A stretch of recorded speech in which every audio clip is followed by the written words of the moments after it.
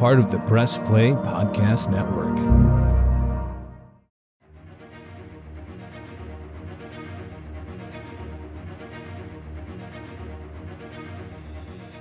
Welcome back, everybody, to Podcast 616, the official podcast of Earth 616. I am your host, Damon Royster, and today, ho, ho, ho, we've got a special treat for you. We're talking about the Guardians of the Galaxy Christmas special, a.k.a. The Closer Enters the MCU.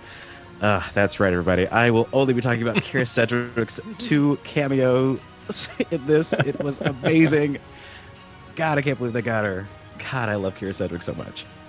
And y'all, we're in luck. I have 2 closer heads right here on this podcast. These are the 2 of the biggest fans of Kyra Sedgewick ever. My first guest, and also this is our first time on this podcast, I believe. Got some newbies.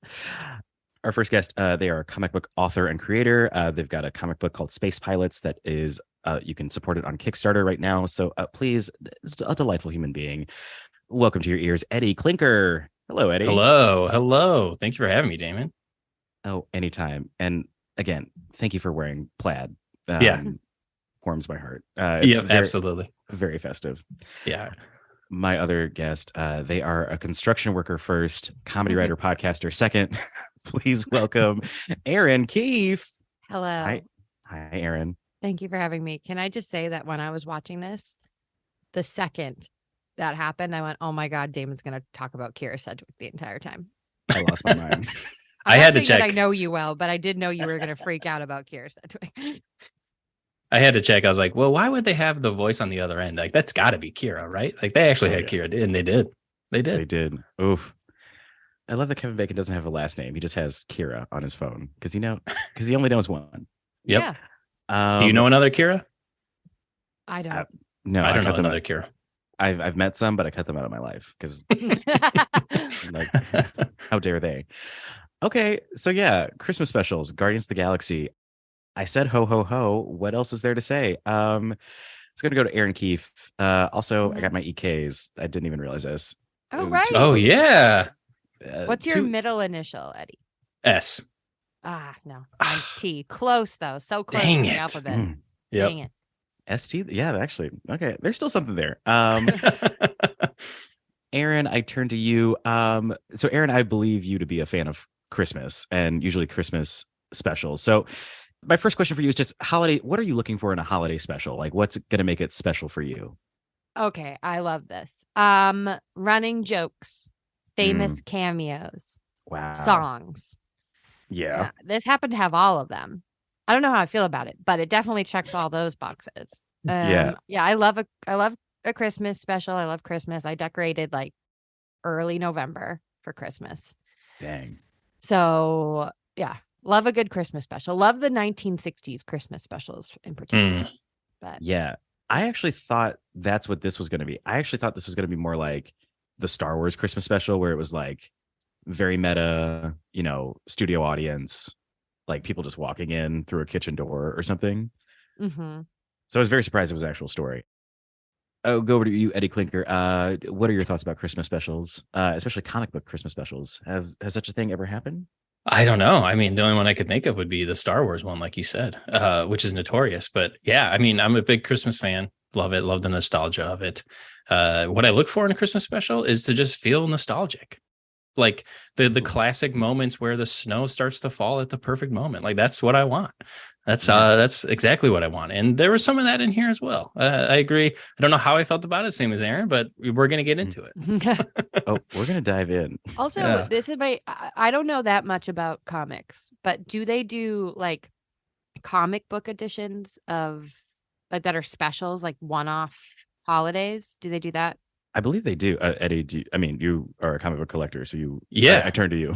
Yeah, and actually, that was probably the biggest thing that I took from this is that there was instances that felt like it was like a one-off comic where a lot of times there will be like a big comic run, like the Guardians of the Galaxy, and then sometimes they'll have someone new come in and just do one issue where it's like, Rocket and Groot go off on an adventure, and it did have that kind of feel to it. So I did appreciate that. Yeah, cool. Yeah. This is definitely a one-off feel kind of a thing.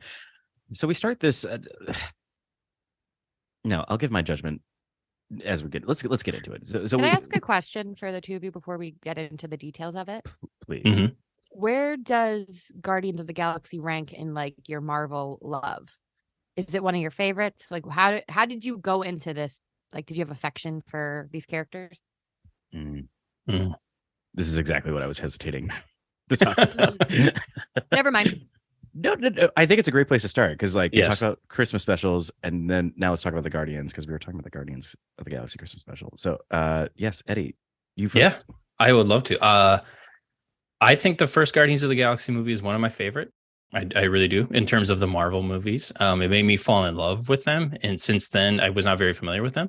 I have read a lot of the comics then, but in terms of just the Marvel, I do enjoy them. I enjoy their dynamic. I think there's great. I might have some personal opinions of the actors personally that are a part of said Guardians of the Galaxy, but in terms of I would say that I am a fan. And I found out recently my wife is not a fan. She did not want to watch this with me. I said, "Hey, I'm doing this podcast tomorrow. Do you want to watch this?" She goes, "No." So I had to go into the bedroom and watch it by myself. Oh, wow. And she sent you away. Yeah, she sent me away. You got banished. Yeah, not only I got sent away to watch it.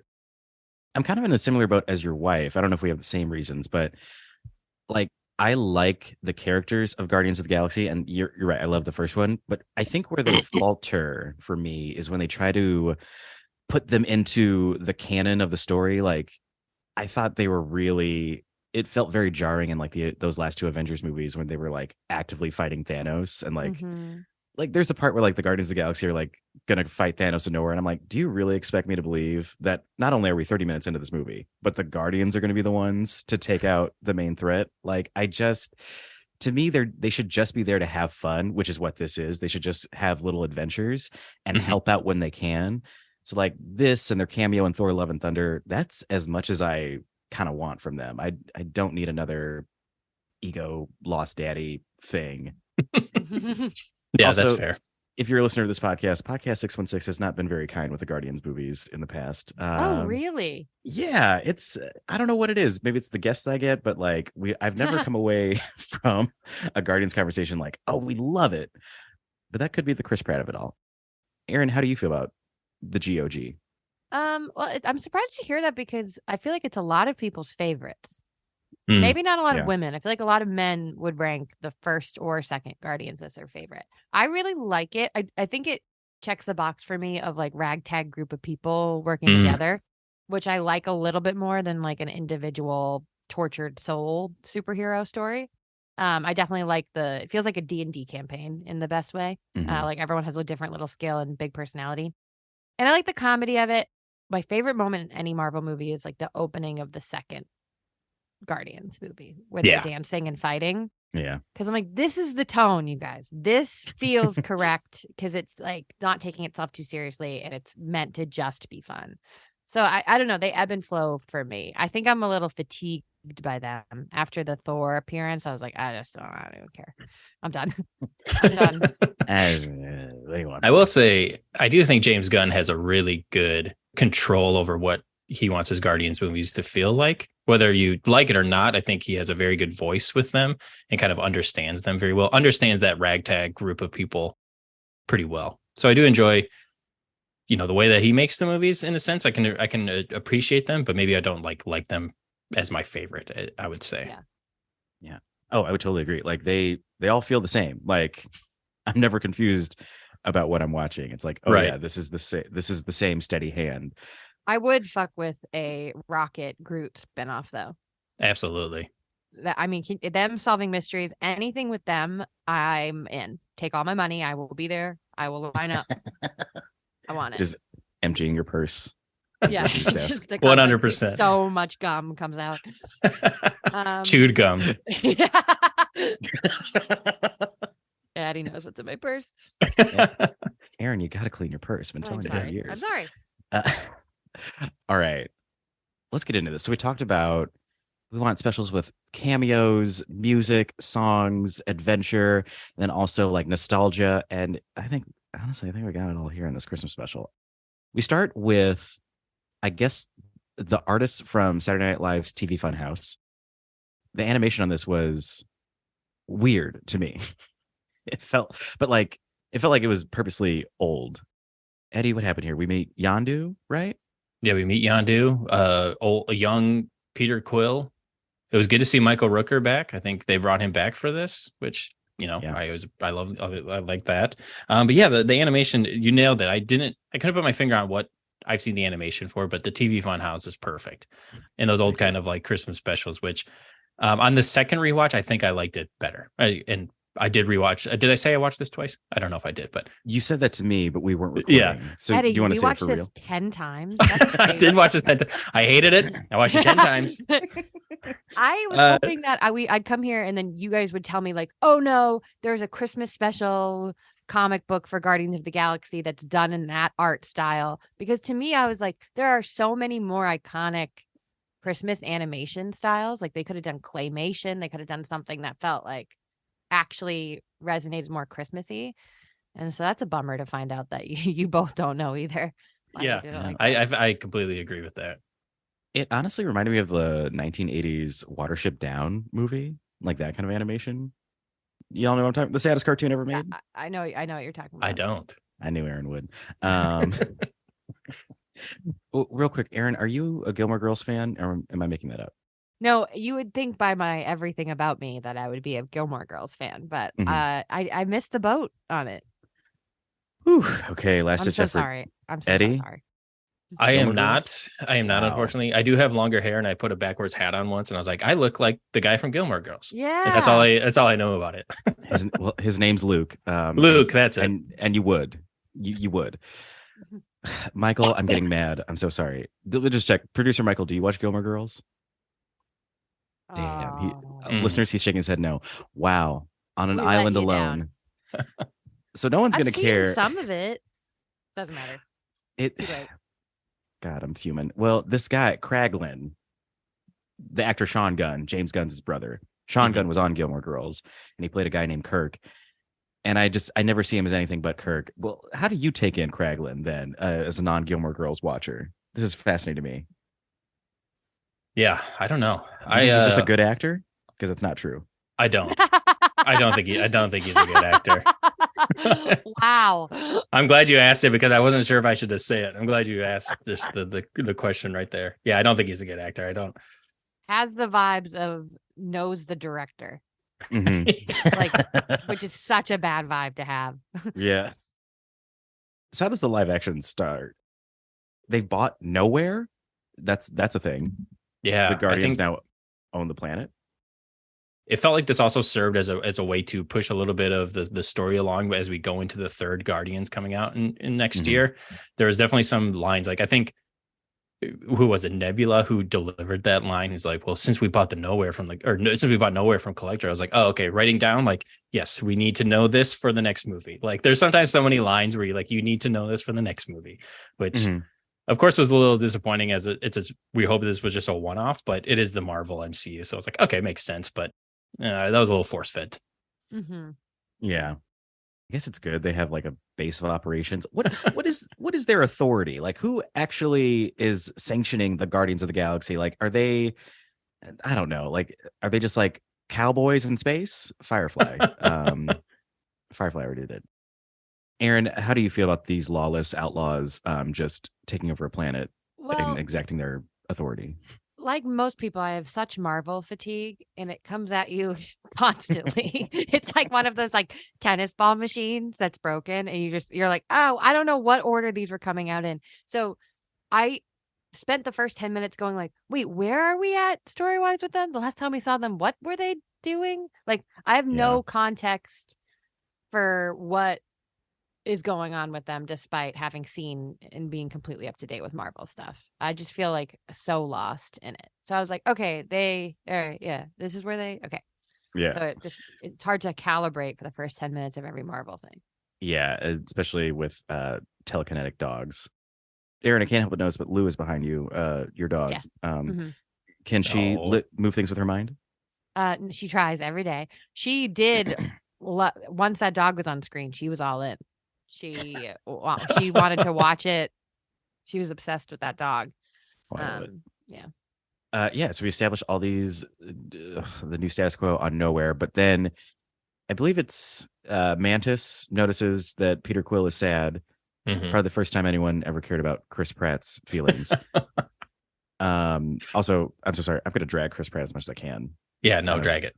Yeah. Kind of my thing. Yeah. Thank you. Eddie Klinker, keep going to you for comic authority. Oh boy. Is this official that Mantis is the sister of Star-Lord? No, the whole Star-Lord being Ego's son, I think, is a James Gunn thing. So there might be a run. I don't know. That's the thing about Guardians, is that they were so unpopular before this movie came out that there was very small little, like the first Guardians of the Galaxy comic is actually at the end of the first or second one, where you have Sylvester Stallone and that team with like the guy who's made of all the crystals. Yeah. That's the original Guardians of the Galaxy run of people. Oh, so there's like, yeah. So I don't think it's canon, but there might be some other more superior comic nerd than me who will come after me, but I honestly don't think it is. I don't want to meet them. I just want to talk to you. Yeah, thank you. Get them out of here. It's canon. It's not canon in my head. Mm-hmm. All right, Erin Keif, gift giving extraordinaire. Is Kevin Bacon a good gift for somebody, and why haven't you given me Kyra Sedgewick? It's not for lack of trying. I'm trying to get her on the phone, trying to set up a lunch. It's my goal. I laughed out loud when I saw that, because I was like, Kevin Bacon's whole career is just being willing to do this. Mm-hmm. He just has showed up in so much shit. I always think about his appearance on Will and Grace. He was like, oh my gosh, such a good cameo on that show. And he always plays himself. No one ever asked Kevin Bacon to drop in and not be Kevin Bacon. So I was like, I actually do kind of like the device of this. That wasn't my problem with this special at all. I think it's a good gift. Yeah, I love it. Shall we go into the problem? Because you both have hinted that there was problems with the special. What was your issue with it? Too long. No. Way too long. Mama's got to eat some soup. It's too long. Way too long. Eddie, any issues from you? I thought I was very, very taken out of it from the first musical number. I was like, okay. It's like, okay. And then we got another musical number, and I was like, oh boy. I was like, we got 45 minutes here. But is that Kevin Bacon's band, by the way? I think that might be his band. I think it is. That must have been in the rider, in the contract or something. I honestly think so. I think Kevin Bacon, because I think they just released a Christmas album as well. So gotcha. I think it's like, what do they call the 95, the 97s, the 1975s? It's some numbers. Oh, it was the 1975? That feels wrong. That makes sense. That makes sense. I think I was just, for me, I would think I even wrote that, like, the too many musical numbers for me, but I understand, because that's a part of the Christmas special. I just think when I watched it the second time, as I mentioned, I don't know if I mentioned I watched it twice. I kind of fast forwarded a little bit through the opening credits, and I do appreciate that, like Erin said, the opening credit of the second Guardians is like one of the best. They're dancing, they're fighting. Yeah. And I do appreciate that. I think that's like the only Marvel movie that does opening credits is the Guardians ones. So it's kind of like an artistic thing of James Gunn to do. But I think for me, I was like, well, okay, where'd they get these guitars? All these aliens know how to play earth guitars and drums. Yeah, it's one of those best not to think about it things. Whoa, yeah. Fred Armisen played the band's called the Old 97s, and Fred Armisen went on tour as their drummer for a while. Oh wow. What? Huh. Wow. Fred Armisen and Kevin Bacon were in the same band for a while? I don't think Kevin Bacon's in this band. Oh, okay. Fine. I was just And that's fine, Kevin Bacon. You don't have to be in a band. My big issue, I didn't like the musical numbers, but my big issue with this was I had a really hard time trying to figure out who this was for. And then they were like doing shots and stuff. And I was like, tonally, this feels so off to me. Like, I'm not even sure who you're directing this towards, because it doesn't feel like your normal audience. And it also doesn't feel like kids, but it feels a little bit like it's for kids. Felt a little lost to me. Yeah. This made me think of like the Doctor Who Christmas specials. Man, never did I think I mentioned Doctor Who so many times on my Marvel podcast, but here we are. Anyone who knows you in real life knows that would have happened. What happens if Kyra Sedgewick plays Doctor Who someday? He would explode. That's not even safe to say, Eddie. Be careful. That's actually you're gonna kill dangerous. him. She's the doctor and the closer. Insane. She's a doctor who closes. I guess all doctors close if they're surgeons. Anyway, it made me think of a Doctor Who Christmas special. And the thing I think it was like Russell T Davies always said was that they always try to make the Doctor Who specials like just a mixed bag because you never know who's watching it on Christmas Day. So you want to make it goofy enough for kids to watch, but also entertaining for adults, but also silly enough that if people are drunk, they'll think it's even more funny. So it just kind of gave me that of like, we're going to be loose. We're going to be very loose today. Okay, so the plot of this, Erin Keif, how did you enjoy this little so Drax and Mantis team up? I know you said you were a Groot and Rocket Raccoon fan. How do you feel about Drax and Mantis teaming up for this Kevin Bacon trip? It feels funny because I was like, they're not like a famous duo from this, but maybe they were the actors who were available scheduling wise, and that's sort of how it felt in terms of the choice. But I like both of them. I think they're both great. I don't think that they're great like comedic foils for each other because they're both sort of like the absurd non sequitur people. Yeah. And they feel like better as passengers to other people. I don't know. I was interested to see what you guys were going to say about that. If you thought they were like an adequate comedic duo. No, I think you nailed it personally. Yeah, I think it was. There's things I liked about their dynamic duo. I think, like you said, they kind of play their roles really well. But I don't know if it did feel. I kind of when I was watching, I was like, it feels like this is kind of like whose schedule was open to do this Christmas special. Who wasn't voicing Mario at this time to kind of get them to be available. Names. We're not naming names. Never naming a name. But it felt that way. And then also probably like, how can we save on visual effects so we don't have, a full 45 minutes of Rocket and Groot, CGIing their way around. We just get real people. Because real people are cheaper than computers. I've always said that. I adore them both, but I agree them together is weird because they repel each other comedically. Let's talk about the science of comedy. They repel each other comedically. I like how Mantis never gets offended too much by Drax. And she just keeps interacting with him. Yeah.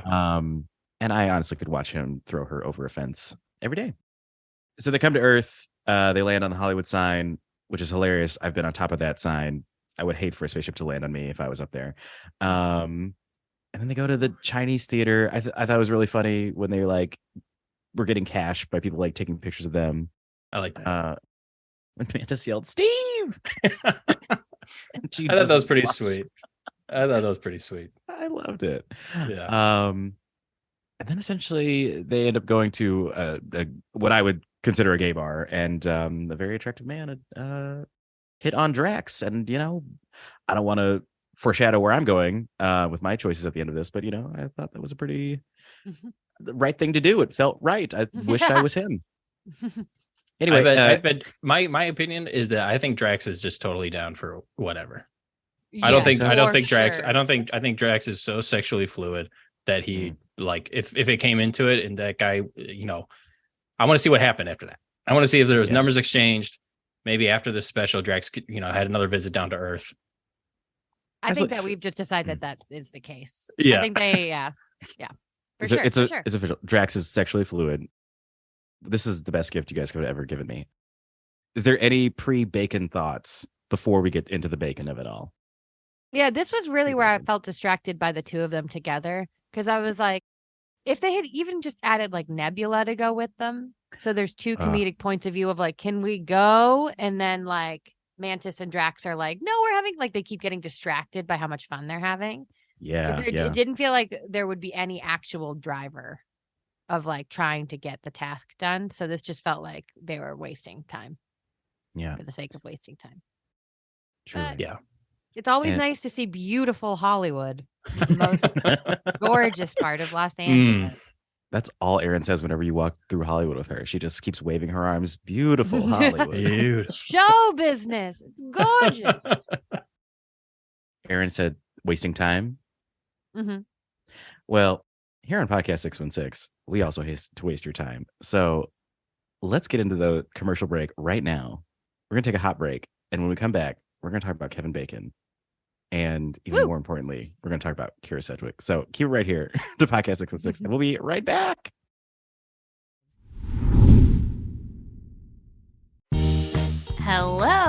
Brooks here with the Books with Brooks monthly book club podcast. Here's how Books with Brooks works. We read one book a month, and then we talk about it. Classics like Stephen King's The Shining, debut novels like We Are the Brennans by Tracy Lang, and tons of other compelling, life-changing stories, one book and 1 month at a time. So come read along with us, and then listen in. Welcome, everyone, to Podcast 616, the official podcast of Earth 616. I am your host, Damon Royster, and I am inviting you to listen and subscribe to this Marvel Cinematic Universe podcast. On Podcast 616, we gather some of today's greatest comedians, writers, and actors to dive deep into all things Marvel, like comic book history and lore, all the interconnected superhero storylines, and of course, who's hot and who's not in the MCU. Honestly, why aren't you listening right now? You have the power to listen to Podcast 616. And as we always say, with great power comes even greater responsibility. Listen and subscribe to Podcast 616 wherever you get your podcasts. Hi, my name is Sam Post, owner of Phenomenal CBD Store and PhenomenalCBD.com. That's like phenomenal,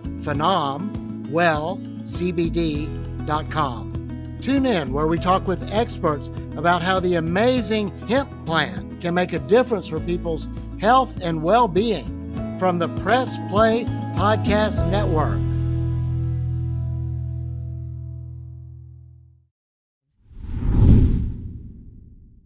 And we're back. We're back in Eddie Klinker. On a scale of 1 to, of course, how excited were you to see Kevin Bacon in this? I mean, I can't recall the last thing I watched with Kevin Bacon in it. So I was kind of like eager to see what's Kevin Bacon up to. But I was the most excited when he called Kyra. Yeah. I know we keep hammering it, Damon. I'm sorry, but I was the most excited. I was like, what a fun little cameo for Kyra to do in a Marvel movie. Have 2 lines on the phone, like that. Did she record those lines on an Apple, iPhone message, send it into James, and get paid, $500,000? Like, good for her. I love that. God, like a Real Housewife, she just recorded her lines on a voice memo and sent it in. Yes, I mean, but the Kevin Bacon of it all, great. I enjoyed seeing Kevin play Kevin, which Kevin does best. Kevin's great at being Kevin. How about you, Erin Keif? And did you enjoy all the Kevin Bacon jokes? Like, do you feel like this was well earned, like from the movies? Little chunk of them actually like going and ringing his doorbell and trying to convince him to come. That part I thought worked well comedically. Like, it's the only time I was actually kind of laughing at the jokes. Felt fun. I was like, this is fun. Kidnapping Kevin Bacon as a gift is funny and good. So this is the time I was having a good time. Every time a celebrity like plays themselves in something and we show their house, I always wonder what conversations they have with people about, like, it's obviously not his real house, but like how rich he wants to seem. Do you know what I mean? Yeah. I wonder how celebrities, like, if his publicist is on the phone being like, make sure it's not too big of a house, but make sure it's big enough to make it look like he's still working. Like, how do they decide what to do? Yeah, strike that balance of like, he's okay, but he's not better than you. Yeah. He's involved, but he's a man of the people. Yeah. I think a way that really achieved that was when Kyra Sedgewick called. God, I loved her. I think I agree. This was really fun. I could put in my critique that I love to critique the Guardians movies. I think this needed just a little bit more of like what was essentially the big reveal that Mantis is Peter Quill's sister. I think if like during the whole like struggle to get Kevin Bacon, if Drax, or I guess this is where Nebula would have come in. Oh, Nebula would have been perfect because she has a sibling issue anyway. But like, if we just like kept reminding like Mantis, you should just tell Peter that he's your sister, and she's like, no, I have to get him the perfect gift first. Like if there was much more like emotional stakes. I'm sorry, I'm giving James Gunn script notes, and he should listen. I think that would have like, I don't know, made me lean in a little bit more, because it is just kind of like, have a glass of wine and put this on. There's nothing to focus on. It feels like the premise of the first pitch was, we're going to get Kevin Bacon to interact with the Guardians. It's like, okay, how do we fit this in? And then they say, okay, let's have it. Let's do this. Let's do that. Like, it didn't feel like in your notes of giving the emotional connection or the emotional stakes to it. Felt like that came later. We got to figure out what's the emotional stakes to this, because we got Kevin Bacon signed on. We got Kevin and Kyra, they're signed. So now we got to figure out what the script looks like. We are bringing Kyra into the MCU. So we cannot right. fuck this up. Yeah. So Drax and Mantis chase Kevin Bacon. I love that shot of him like running down the street, and they're just like, they're very buoyant. Did we know that they were this bouncy? I had no idea. I'm also curious. Mantis was that bouncy, but had to be thrown over the fence? Yeah. Good question. I was like, what? I was like, she can jump 30 feet in the air, but Continuity issues. That doesn't make any sense. Doesn't make any sense to me. doesn't make any sense. Cops show up. They fight off the cops. I do like Mantis's like go to sleep power. God, I'd love that. I would do that so much. Yep. Just give people rest. That's a really lovely way of thinking about it. You're not using it to like hurt anybody or fight crime. You're like, all my friends who are a little wound up and haven't been resting. Go to sleep. They get the bacon. She puts the whammy on him. They get some Christmas gifts and decorations. Decorate that little spaceship. Fly back to Knowhere. I love Mantis had little Christmas trees on her head. I'm a fan of her. I'm a fan of Mantis. You know what? I think I'm gonna be brave and just say it. I like Mantis. I'm sorry. I'm sorry. I think that's fair. I'll second that. Thank you. Thank you. You're not alone. I like Mantis. Thank you. I think we've talked about it a couple of times, and this is just my thoughts after, but it feels like we established that Drax and Mantis both are best being the comedic person that plays off of someone. I think that's why they work best when they're with Kevin Bacon, and when they're with just each other, they're the same kind of character. Yeah. In the Guardians kind of dynamic. Yeah, so they have to have someone to play off of. They both grab a Christmas decoration and like cover Yeah, it. they literally are doing the exact same comedic choice. Yeah, exactly. Oh, I did love when she gave like Drax flips the cop car and Mantis apologizes to the cops, and then she gives him the candy cane. I liked when Drax called the candy cane a man too. The little man. You think this is a man? That was my favorite joke. And then she's still not sure. She confirms with the cops, that's not a man, right? Yeah, I like that. It's good. It's James Gunn. It's good. Finally, I'm gonna compliment you. Erin Keif, famously not an actor. How do you feel about famously? Don't ask her to do it. How do you feel about this moment where they express their disgust for other actors when they find out Kevin Bacon is just an actor? I thought that was funny, where they realized, where they thought that he had done all of the stuff that he had done in movies. Yeah. And they thought he was an actual hero. I liked that choice, but them talking about how shitty actors are felt a little inside baseball. Like the joke felt like for people on set. I'm like, isn't it funny that we're making fun of ourselves? Kind of cool. Yeah. And it doesn't hit. It just didn't hit as hard. I didn't think it was delivered in a way that felt very funny. What about you? Don't get me started about meta jokes with Marvel. If anyone's listened to our She-Hulk episode, She-Hulk, how could you do that to us? Yuck. But so I'm a little burned from meta jokes from Marvel with that. And also, I don't know. I feel like it felt such like an 80s, 90s joke about actors. Cause like, I think Hollywood might have prompted those jokes a little bit more to quiet down some bad behavior that was happening behind the scenes. Sorry to get real, but that's what I was feeling when I was seeing that joke. I was like, this is the wrong era for that. Man, I did have a fun time watching this. I'm so sorry, listeners, but I don't know what it is about the Guardians of the Galaxy. I just really like nitpick them so much because they're trying to like be goofy and silly, and I feel like that's my business. So I'm judging them far too harshly. What about you, Eddie? How did you feel about this Kevin Bacon reveal? The reveal was I agree. The inside baseball like meta jokes, I just kind of rolled my eyes at it. I was like, oh, like you have these rich actors who are be like acting so gross. And I'm like, yeah, okay. Like, sure. All right. Yeah. All right. It must suck that you doing this special. You were probably on set filming this for 3 days or a week at tops, and you walked away with whatever, how much money, millions. So yeah, I was the same way. I was like, those jokes just didn't land for me. Yeah. And maybe this is just what happens when you get three funny people to talk about a funny thing. We're gonna really zero in on it.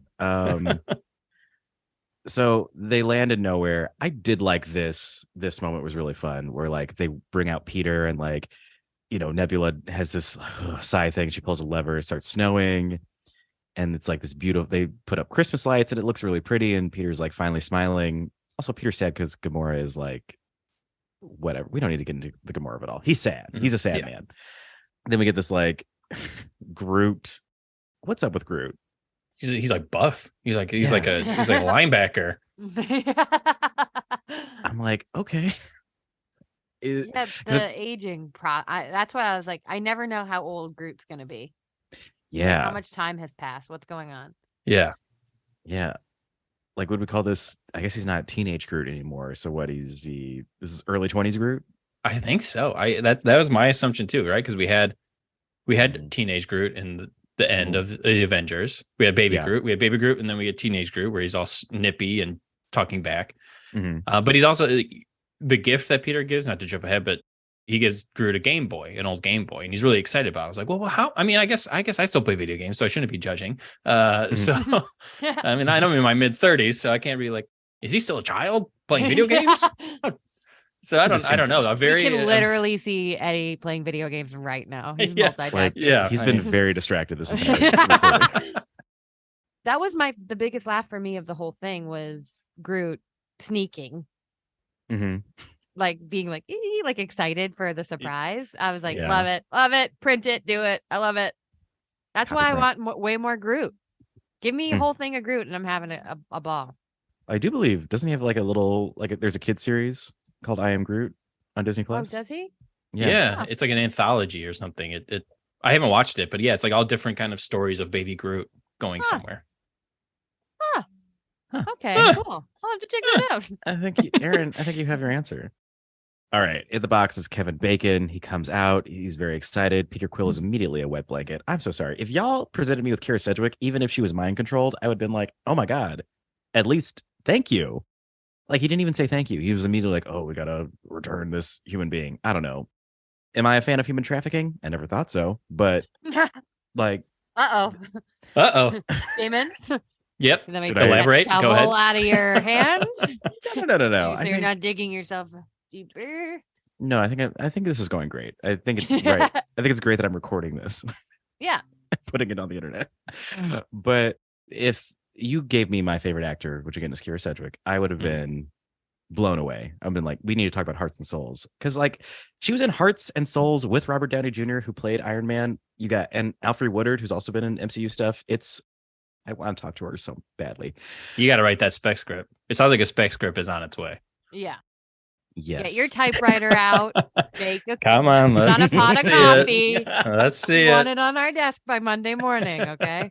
God, to have the chance to present to you to the EK Productions. I am so excited. EK Productions.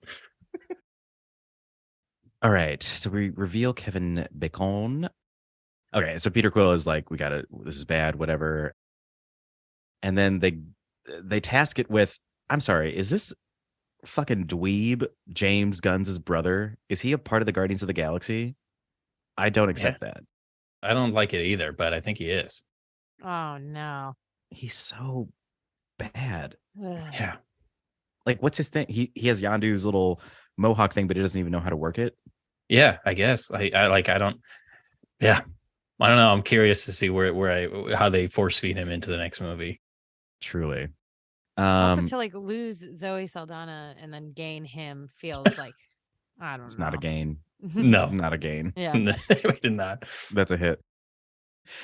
So he is tasked with taking Kevin Bacon back home, and then he explains how much they all love Kevin Bacon. And Kevin gets one more phone call from Kyra, worried about her husband, because she is a perfect woman, and she's like, "Where are you? Where are you, babe?"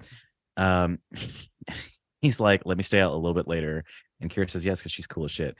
I don't know who feels more holiday joy than me, because I thought this was kind of corny, but did this work for you guys? Like, Kevin Bacon saves the day by allowing himself to be kidnapped. I don't know. You go, Erin. I know I'm scared to say it kind of worked for me based on Damon's true disgust for that moment. But But hey, I'm more of a savory than a sweet person. I've always said that. So I thought it was funny when Kevin Bacon decided to stay. I loved the Christmas light moment. That's what that I feel like that was the actual nice thing. Is I thought that was really lovely and looked awesome. But the moment of him deciding to stay felt just comedic to me and not sweet. Yeah. Yeah, it felt like it was hitting that beat that has to be hit in a Christmas show, right? Or in any kind of Christmas movie where it's like the Christmas spirit is the most important thing for us to succumb to. And in this moment, Kevin Bacon was like, this is me helping this young boy who thought I was a hero find his Christmas spirit again. So I was like, it worked in that sense, but I was like, it's kind of cheesy, kind of corny. Yeah. It's like Zoe Deschanel always says, the only way to spread Christmas cheer is to make sure that Kevin Bacon is here. I feel like you should rewatch Elf. I'm not sure if you nailed that. I've seen it enough. But so Kevin Bacon decides to stay. He puts on a show with what are they called? The 75s? The 97s. The 97s. Yeah, we should just keep attributing it to 1975. 1975. Fantastic band. They put on a little show. My favorite part of this moment was Nebula doing her like weird, oh my God, like head angry like, dancing, pissed off dancing. She's feeling it. Rah. Rah. I could just hear her just going, rah. Each kind of just like barking every time. I love that. We get this little montage. What's up? Hold up. Wait. Beep beep. Pause. Why does Nebula have the Winter Soldier's arm? I thought that was funny, but I don't understand where. I feel like that's something that James Gunn has to go to Kevin Feige. Be like, okay, I want to give Rocket Bucky's arm, and they're like, how? And they're like, I don't care. That's your job. Yeah, that's your job, Kevin. You make it work. I'm giving. You figure it out. Yeah. Because last we saw Bucky, he was above a sushi restaurant in New York, right? And yeah, he had a metal arm. Yeah. All right. See, that's what it was. Another thing where I was like, they give the general audience too much credit for being so on top of where we are in any given timeline. Because I literally was like, wait, what? I'm missing too much. I might give up if I keep missing this much. Oh no. I might. Don't let it be the Guardians that break you. That's all I have to say. I'm never watching a Marvel thing again. I'm done. Oh no. You'll have to beg me to come back. This is our Christmas special, Eddie. We gotta.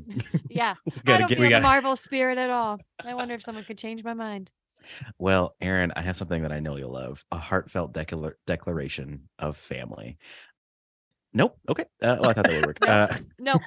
Nope. I feel nothing. She's too far gone. I'm too far gone. I feel nothing. Well, we get this moment. Honestly, this made the special for me. I really love, as someone who has a sibling. Okay, lock me up. I have a brother. I thought it was really sweet that Mantis did all this for Peter, who is her half brother. If you recall, their father is a planet played by Kurt Russell, who impregnated thousands of alien species throughout the galaxy, including and produced Mantis and Peter. And yeah, Mantis is like, I'm your sister. And Peter's like, I'm your brother. And then they hug. Eddie, on a scale of 1 to tearful, how emotional were you watching this? 1 to tearful. I'd probably say half tearful. I felt the same kind of okay. We got the established of what the whole point of this special was, and because I like Mantis, I think I was half tearful because I like Mantis, and Mantis got to have a very emotional moment and feel welcomed into a family that she never had before. She was always just like Ego's like helper, kind of weird, like. So I felt good for Mantis, but not to drag Chris Pratt, even though I'm going to. I just I have hard time in any kind of emotional where Chris Pratt is trying to sell me with like a joyful emotion or sadness or trying to make me feel something. I'm like, okay, Chris Pratt. No, I know how I feel about you. I wrote down the exact same thing, is that Chris Pratt can't make me feel anything. He can sometimes make me laugh at this point, but any like heavy lifting that like you want me to feel any emotion that isn't a chuckle, he like is incapable of doing as an actor. Yeah. That's just me. And again, I'm famously not an actor, so this is a glass house situation. I'm not talented enough to do what he does, but Still. Okay, I don't know why we're putting that judgment onto it. Yeah, well, Just because you're not a thing doesn't mean you can't do it. Yeah, that's true. Like I'm an amazing cellist, but I don't do it. No, you're not. That can't be real. Wait a minute. Play something. He's doing it. He's really doing it. A cello appears from beneath. That was so beautiful. I will watch Marvel movies again. We did it. Yes. But I would agree. Chris Pratt don't go to him for life, for love, for nothing. He's a clown. I think that's what we're saying. Yeah. We only want this clown to do one thing. Right. I mean, he was famous being the Andy Dwyer, the clown, right? Yeah. Johnny Karate. Just be Johnny Karate again. Just be Johnny He Karate. was so good on Parks and Rec. Yeah. Bummer. Didn't we almost have it all? Bummer. Also, shout out to your Yondu heads, because Peter, goes back in time and retells the story to Mantis that Yondu gave him his first pew pew pew blasters. Merry Christmas. I guess Yondu really did have a full blue heart and love Christmas in the end. Yay. And we end with people hugging and lights blaring, but that's not how we end things on Podcast 616. We end Podcast 616 with a different kind of hug, and it's called Fuck, Marry, Kill. Whoa. Ayo. Whoa. Okay. Whoa. Okay. Hey. Oh.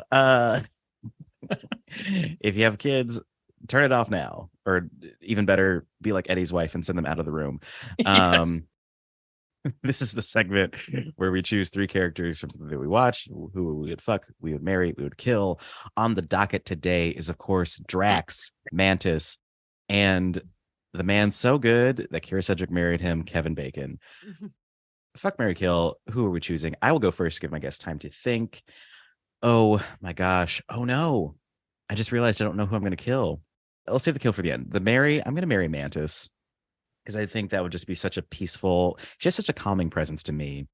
And I find her very funny. And I feel like she would keep me entertained for life. And I could always go to sleep whenever I wanted to. And I like having that. Oh my gosh. Oh no. I'm so sorry. But everybody, my fuck is going to be Drax. I mean, I think We you're saw an that idiot. coming from Yep. a mile away. I mean, Oh, no. Wow. That's really surprising. Wow. I didn't think so. Sorry. Wow. Whoa. What? I don't know what it is. Maybe the fact that he's shirtless and muscular. I don't know. I'm only human. I don't want to judge, but I think you're a complete idiot if you don't choose Drax as your first pick. Whoa. We haven't even said ours yet. We're your guests, man. I'm not trying to influence anything. I'm just saying I think it's a real bonehead move not to pick him for the bone option. And sadly, that does mean that I'll be killing Kevin Bacon. Oh no, Kyra Sedgewick won't have a husband anymore. That's so sad. I would hate that. I wonder if she'll That's need awfully a new... convenient. I wonder if she needs a shoulder to cry on after Yeah. her husband Kevin Bacon was mysteriously killed. But she's going to solve the murder that it was you. She's going That to is close the that. thing. True. She's going to close that murder. Oh no, so she'll find out where I am? Oh no, and I'll meet her. Oh, no. Wow. I would do anything to beat Kyra Sedgewick. Sounds like we got to kidnap Kyra Sedgewick. I'm not promoting this, but we have to kidnap Kyra Sedgewick. I mean, I'm looking at a Drax and Mantis right now. I'm like, y'all want to help me out? There we go. Also, Damon, I pray to God nothing ever happens to Kevin Bacon, because they're going to hear this and they're going to have to ask you some questions. Yeah. Like this kid on this podcast. It might be him. We got to check it out. We've got a clue from a podcast. All right. Erin Keif, I will go to you next. Scared. Who are you picking for Fuck, Marry, Kill?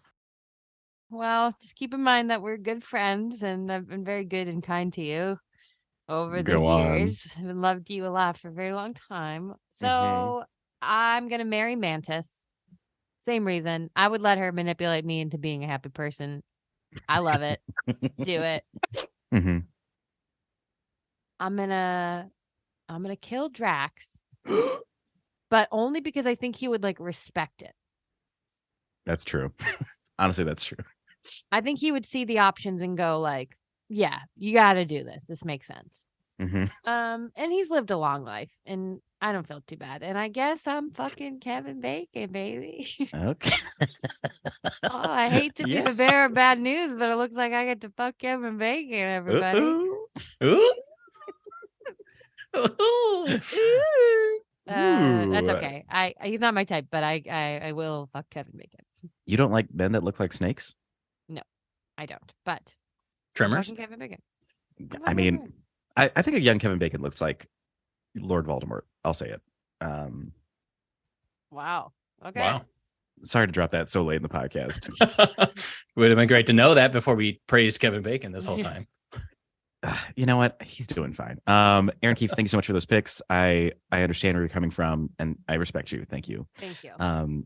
Eddie, I won't respect you if you don't do what I want you to do. But Okay. Oh, again, Okay, yes. Scary. but do whatever you want. Okay. You know, no. it's just my respect. You know, who cares? No, I definitely want to be asked back. So I'm going to make sure I'm going to change my answers.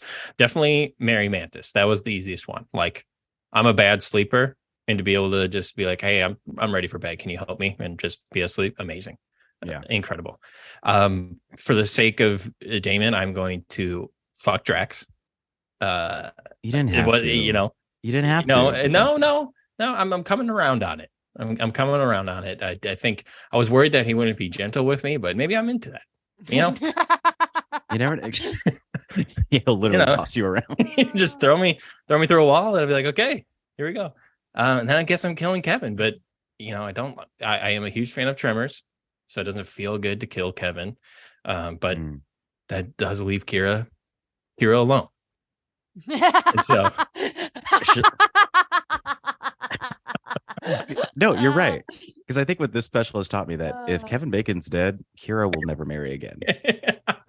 So those are my answers. But I think the easiest one, and the one that I was like, oh wow, marrying Mantis. I thought about it for a long time. Marrying Mantis would be incredible to just here, fall asleep. You're in a bad mood. Here you go. Like, oh, this is fantastic. Don't think about it. Don't think about I it. know we might be bad people for thinking of all what she could do for us and not what we could be and do for her. But if I really am thinking about who I'm marrying in all of the MCU, I still think I'm picking her. I think Isn't that so. crazy? I think that's Wild. Wild. Who knew? Who knew? And those little antennas go a long way. Everybody, that's the podcast.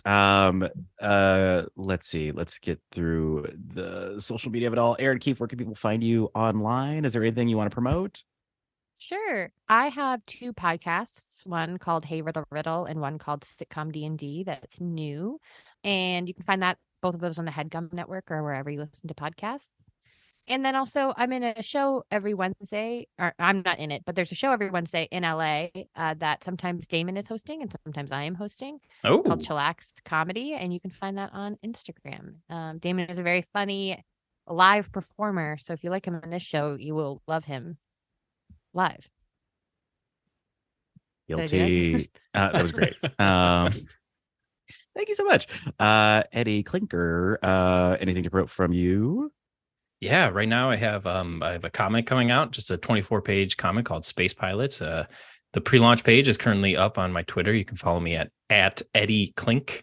And yeah, it's going to come out in January. I've got a lot of really great add-ons from some really cool artists and fellow comic creators. So yeah, check me out there and make sure to follow it.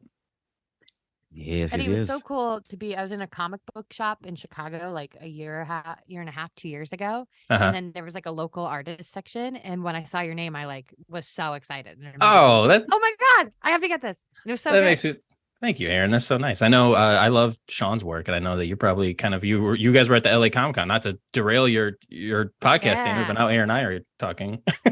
Yeah. Please. Sorry, new podcast starting now. Yeah, I got to ask Eddie about comics. Keep recording. Absolutely, yes.